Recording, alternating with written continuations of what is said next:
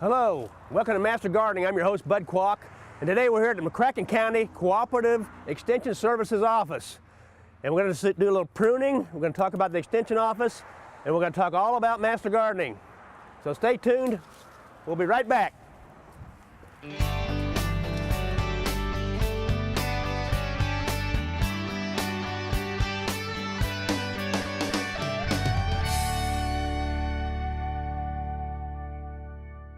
As promised, we're here at the UK Cooperative Extension Service Office with the agent for horticulture, right, Kathy Wimberly, and we're going to talk today about Master Gardening.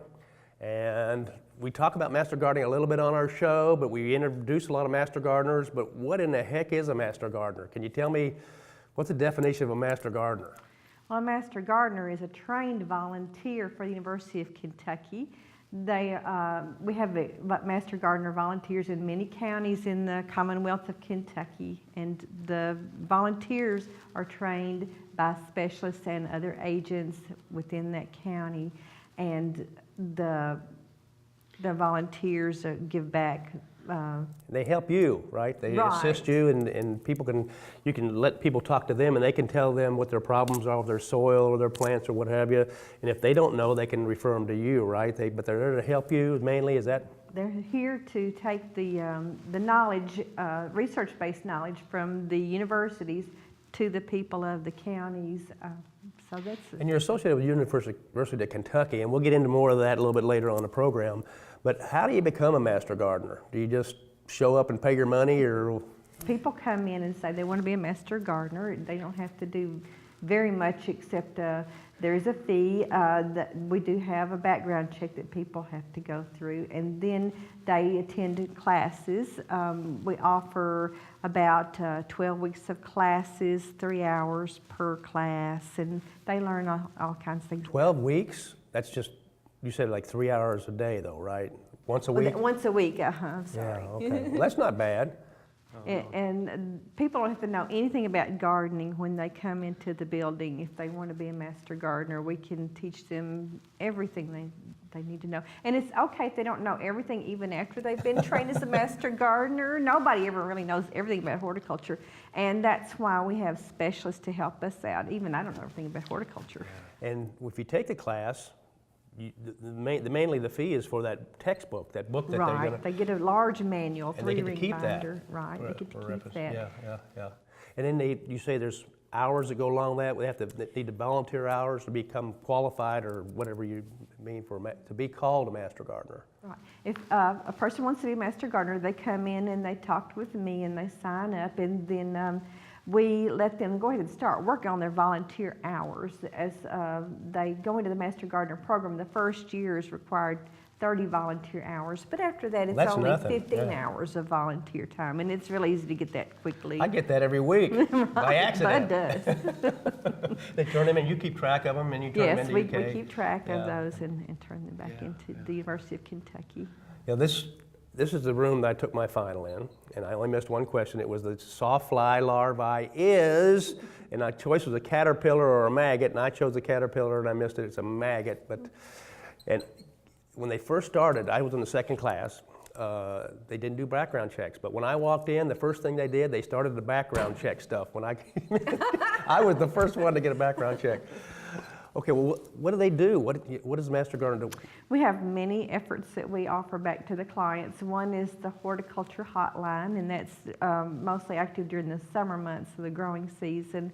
We have a cubby set aside in the large office for Master Gardeners. They have their own phone where they can sit and answer. There's a computer there, they can look up information. Like the suicide hotline, but you got a question about gardening. You call in and they either answer it or they'll say, well, we'll get back to you, and right? And a lot of people don't take advantage of that. There's a lot of people that take a lot of advantage of it, but I've had people come up to me and say, Bud, what in the heck's that tree in my front yard? I've never known what it was. Well, just cut off a little limb, right? Bring it in, and you guys can handle it. Preferably if it's in flower, because that's how most plants, all the plants actually are classified because of the flowering.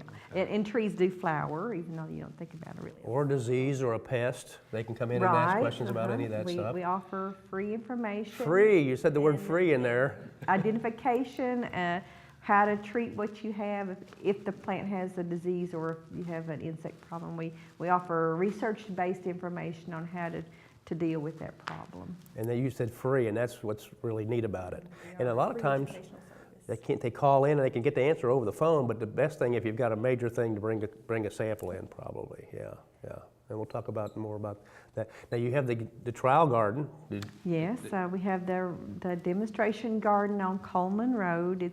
We were one of 10 across the state last year. Of course, you're getting research-based information particular to our area when we have it at the demonstration garden here. There are a couple other counties in Purchase area that have master gardener programs as well, but when I came on board, it was already the Purchase Area Master Gardener Association, and we do have members from different counties in the Purchase area and a couple in Penny Ryle area. Okay, and then the trial garden, the University of Kentucky gives you plants that they want to see how they'll do in our climate down here. And we're zone 7, right? Yes, they 6.9 or something. When I first started the Master Gardener program in '99, it was zone 7, then they switched it to zone 6B. Now we're back to zone 7. Yeah. Things grow here that don't grow up in northern and eastern Kentucky, though. The crepe myrtles don't die back to the ground like they do in Owensboro. And right, yes, crepe myrtles are one of the benefits we have of being a little bit love the crepe myrtles. Warmer. Well, you also have a number of other projects you do. You do the toolbox, which you have that tonight, I think. The toolbox class meets the first Tuesday of every month at 5 o'clock. It's a free educational class. All of our programming is free. Just occasionally there are some fundraisers for money for the Master Gardener program to operate the demonstration garden because there are expenses of utilities out there and maintenance. And you raise money through those. What are some of those programs? The plant Last sale? year, yeah, we have plant sales, the spring and fall.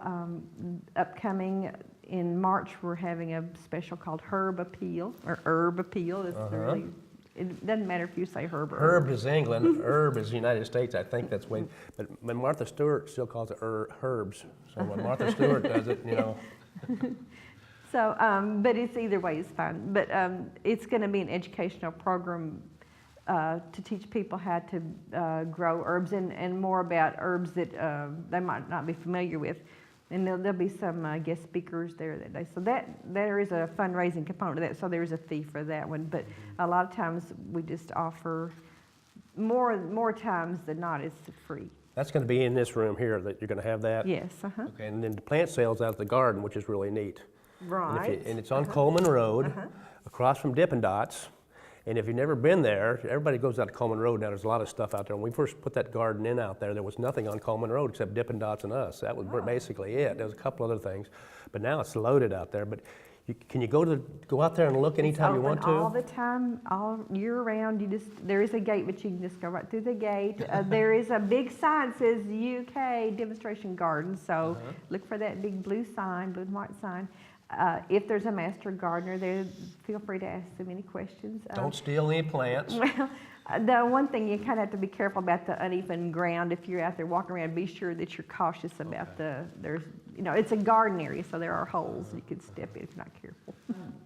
Occasionally, there are some garden clubs that do have a field day kind of event where they go out there and have their meeting and get to enjoy the beautiful garden as well.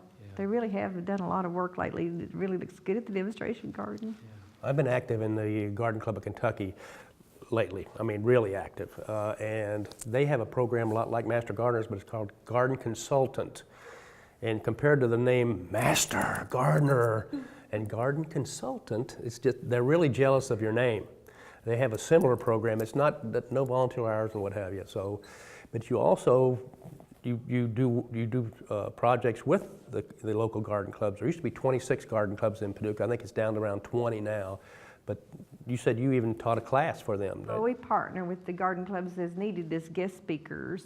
And sometimes some of the garden clubs come in and do things with us as activities. Like we had a training for how to set up the McCracken County Fair last month to teach people never entered things in the fair that are associated with the fair, like garden club members or master gardeners that are the new interns just got through the class, how the fair actually starts and gets set up and finishes.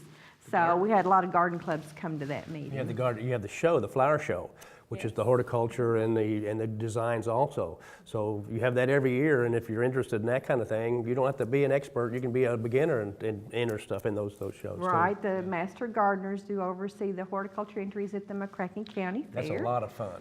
And we have a split week. The first part of the week is horticulture, like you say.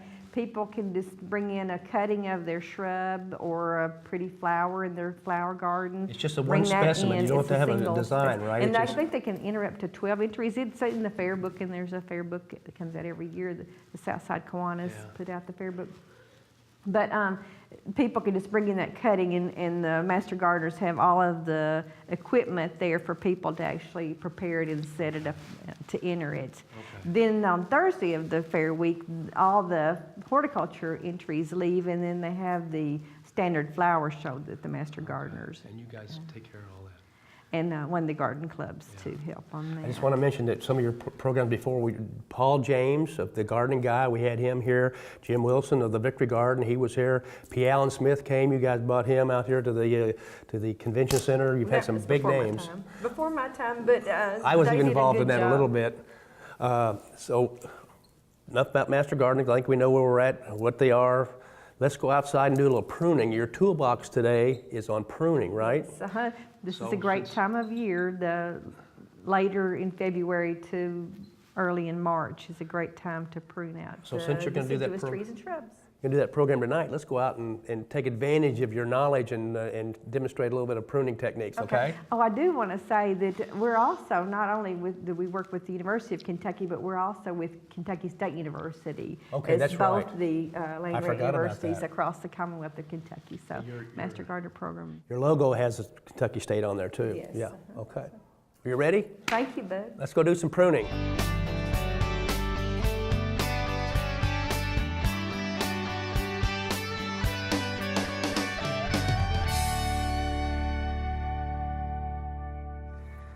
Kathy, some of these, well, first of all, this is a Bradford pear. You didn't have anything to do with planting these Bradford pears out here, did you? Well, when this building was built, the Bradford pear was the darling of the industry and nursery in the nursery world because it had such beautiful spring flowers. It was a sort of thought to be a well-behaved tree. Good shape. Good shape, a goblet shape when at maturity. But unfortunately has a lot of issues with crossing branches and poor branch attachments. Leads to a lot of weak issues. branch crotches that as soon as you get any ice or anything or any big wind, my neighborhood was full of them. There must have been 50 in there. There's probably 2 left now. So they all went down. They just break your heart. They don't go down when they're little, but when they get big and you say, oh, what a beautiful tree, they break your heart. That's because the branches have included bark. As the tree gets larger, the bark grows around the branch that has the bark next to it. So you have bark against bark. As the tree grows bigger, down inside that tree, the bark is bark against bark. It's called included bark, and there's no real wood-to-wood cohesion. So when the wind comes, it splits where that bark is against I bark. never knew that. I learned something today. Yeah. And this is a Bradford right here. And by the way, the branches are pretty good on this one. I've seen a lot worse where they just almost straight up. And it's a fast grower. And guess what? Fast growers have weak wood, silver maple and what, and they're bad about falling down. But this looks like it might have been part of the ice storm we had a few years back. And Oh yes, it's definitely taken the abuse from the ice storm. And you can see right here where this went, and then you have all the suckers that come around the break.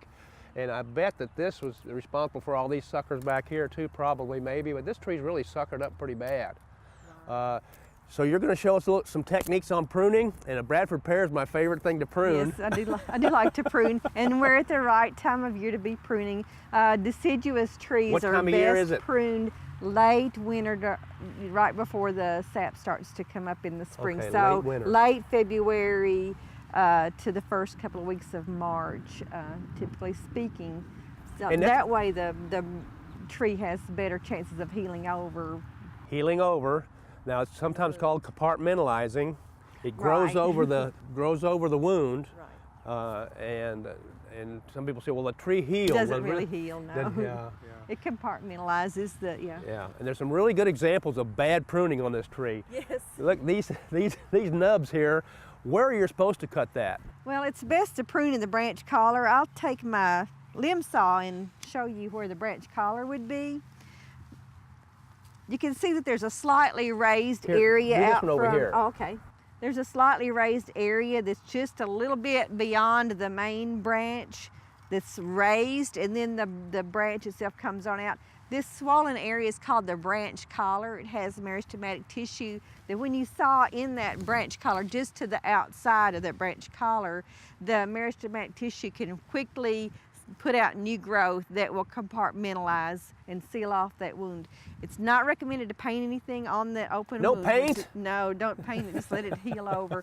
And it, if you prune your maple trees at this time of year, you're gonna see a lot of excess sap come out because that's the nature of a maple tree. Yeah. It won't really hurt, it's just messier. But maple trees are one of the deciduous trees that you can actually prune maybe on into midsummer to like May or early June to, well, that's still spring, isn't it?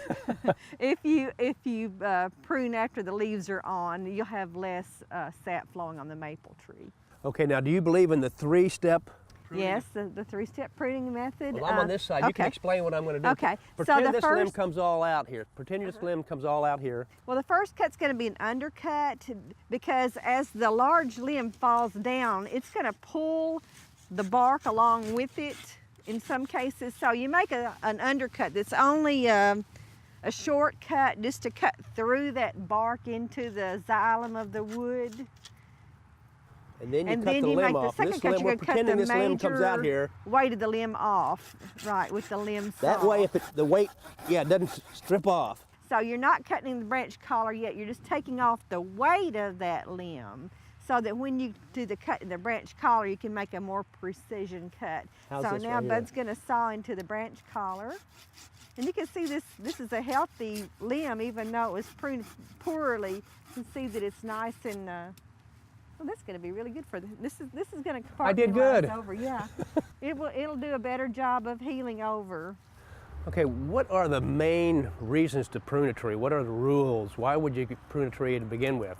Well, a homeowner can always prune out one limb any time a year if it's like in the way if they're mowing and they're going to hit their head on it every time. So it's okay to prune out a limb if you need to any time of year. But this is a good time of year to prune out tree issues like a bad crotch angle on a limb, a limb that meets the main part of the trunk at an angle less than 90 degrees, more like at 45 especially. This is one of those branches that's going to end up with included bark. As this tree, the diameter of this limb gets larger and the diameter of the main trunk gets larger, you're going to have bark against bark in this crotch as it becomes one big unit. So that is where the included bark comes into play. And in an ice storm or a high wind, this is going to give way because it's not meshed together inside as it's growing like down here. This is a much better, this isn't perfect, but this is a lot better limb there. Better branch attachment. And this can come down on your car, especially if it's a chance to come down on your car or your house, you want to take care of it, take care of business. Look at all these sprouts on here. How about those? Yeah, these are called water sprouts, and they are not, if this were a fruit tree especially, it's a good idea to take the water sprouts out. So you can just take your handheld pruners and you prune with I like to think about this as looking like a bird's mouth. You want it to look like it's smiling when you prune, so you cut like this on your branch. So you can just take those water sprouts out, and there again, they have the meristematic tissue in the branch collar, just right, it's much smaller, but you can just prune right down, not totally flush with the tree, but just barely off the base of the tree itself, I mean the limb itself. That's where that branch collar is. And that's a bypass pruners. Pay a couple extra dollars and get a bypass pruners where the blades bypass each other. Don't use the anvil. The anvil just smashes the limb, and they're a lot cheaper, but that's, yeah. Well, the anvil pruners do have a benefit. If you're reaching in to prune like a rose bush and you need to take a limb out as you prune. If you have the anvil pruning, you reach in there and take that limb that has all those thorns, you can just bring it right out with you. Grab it. So yeah, it has a good purpose at times, but it makes a cleaner cut with the bypass. Now, what are some other reasons to take out? I see there's some crossing branches up there. Crossing branches are going to end up rubbing one against the other as the tree develops with age, and as the wind blows those limbs. You can see today the wind's blowing a little bit. Just that little bit of friction of a bark against bark could cause a wound, and those wounds help to bring down the tree overall. A wound on a tree invites diseases and insects to come in, and causes the plant to go in decline a lot quicker. Now, we've got to talk about this because we had this ice storm just not that long ago, and the tree services came in and had a field day. And I tried to tell people, when a tree has limbs broken out, they're really under stress. Don't stress it some more by pruning the heck out of it. Let it rest for a year and then prune out what you need to prune out. But they came in and they haircutted them, all the limbs, and they topped them. What do you think about that? Well, if you had a limb that were actually just like broken, hanging down somewhat, where it was still attached with the bark, then that's a better time to go ahead and prune that out if you can that time of year. But let me cut that out. Pruning is a stressor. So when you do prune, that actually stresses the tree or the plant or the shrub that you're pruning. So you have to be in mind, like you say, if it's gone through a lot of destruction from something like an ice storm, it does need a little bit of recovery time. And the top of the tree is where it gets its food. So if you prune the top off, then you're cutting back on the food for the tree, and the tree's really going to be in trouble. And we always said, never top a tree, never. If you have to cut it down completely, never top a tree. Right, it's better just to go ahead and cut it down, because it's going to die anyway. We're seeing a lot of trees that were topped during the ice storm that are in decline all these years later. The homeowners are saying, what's wrong with my tree? And it all goes back to the damages of the ice storm. And then we had the drought on top of that. Yes, we've had a lot of years of consecutive harsh weather conditions, drought, high temperatures of last summer. So it's been real hard. But one thing to remember about pruning, if you do have to prune a tree or a shrub, you never want to take more than 1/3 of the material out of the tree or shrub at a time. If you go beyond taking out 1/3 of the total canopy, it really will stress it. And you prune a flowering shrub when? June 1st is the key. If something you want to best prune it right after it blooms, but the June 1st issue, if something blooms before June the 1st, you prune it right after that. If it blooms after June the 1st, you wait and prune it the next season. If it blooms in the fall, that means it's blooming on new wood. Right.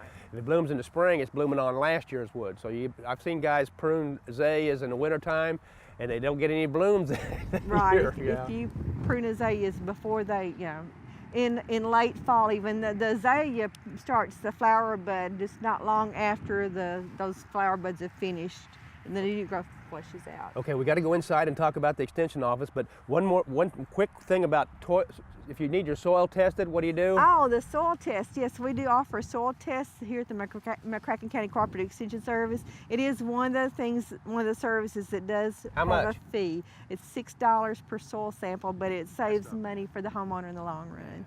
Takes about 10 business days for the sample to come, the results to come back. And the nutrient recommendations will be on your sheet that comes in the mail. Need to do it at least once. And we're going to go inside and talk to Doug about the extension office now. It's starting to get cold out here. I should have worn my jacket. Thank you, Bud. Okay, thank you, Kathy.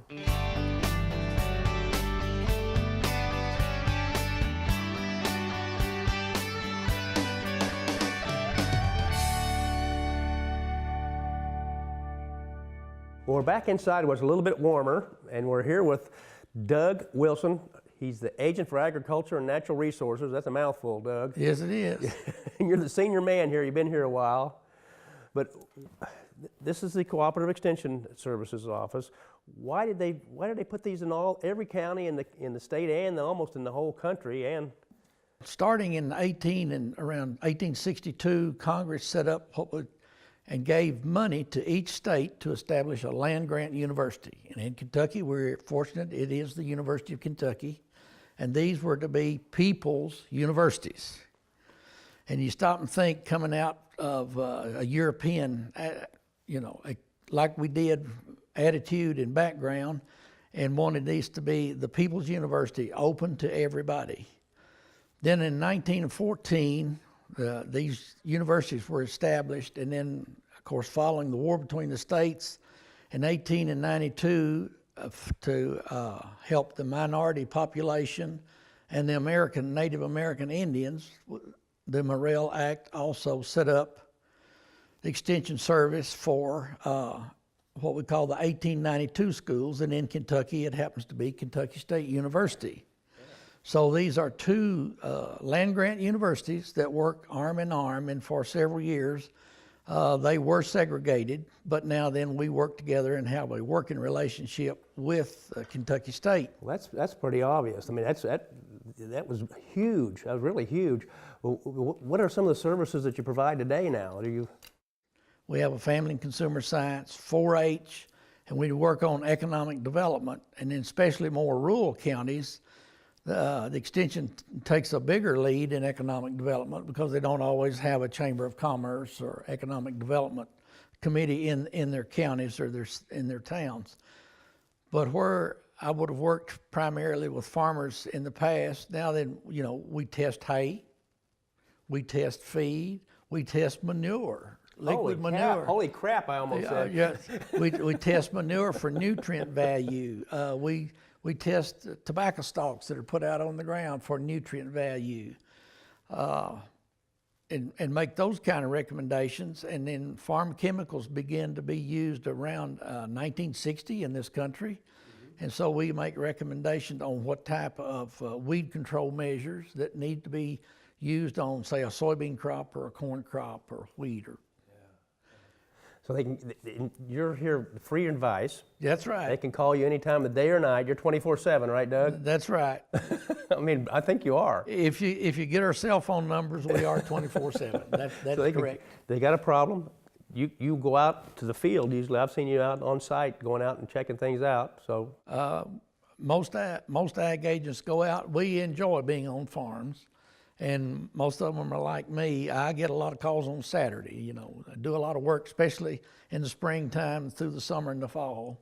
Get calls. I've had farmers sitting in my driveway on Saturday morning when I get up. that's fun. I've looked out and I asked the guy, why didn't you knock the door? He said, well, I just thought I'd wait. I knew you were up before I'd let you know I was here. I've got a problem, disease or something on a crop.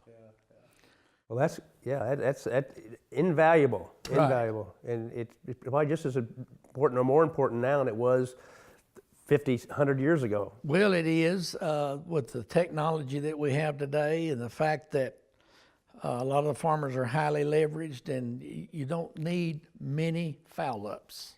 You want to try to avoid all the missteps and foul-ups that you can, and that's what we're here for, to give you research-based information and unbiased research-based information. Well, I appreciate we could go on for a long time, Doug, but I appreciate you taking time out of your busy day to talk with us. We'll come back again someday, maybe in March. We're going to do another show out here with the Master Gardeners. Get you maybe on that show, and we'll talk in more depth about the history. Is really interesting. But we've run out of time today. This is Bud Qualk, your host of Master Gardening. And until next time, good gardening.